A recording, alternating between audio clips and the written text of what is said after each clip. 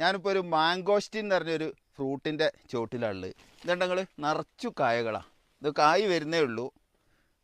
ഇവിടെ ഞങ്ങളെ മലമുകളിൽ ഒരു ഒരുപാട് തൈകളുണ്ട്, എല്ലാ തരം ഫ്രൂട്ടുകളുണ്ട്. അതിൽ മാംഗോസ്റ്റിൻ എടുത്തു പറയാൻ കാരണം നമ്മളിവിടെ നല്ലാതെ ഉണ്ടായില്ല.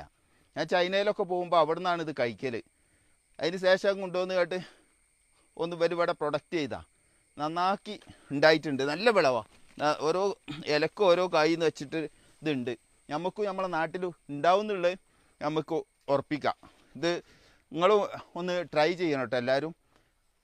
പറമ്പുകളൊക്കെ ഉണ്ടെങ്കിൽ അതിലിങ്ങനെ ഇതിലൊക്കെ ഇതൊക്കെ നല്ല നല്ല കായ്കളാണ്. നല്ല അടിപൊളിയായിട്ട് ഉണ്ടായിട്ടുമുണ്ട്, എല്ലായിടത്തും ഉണ്ട്.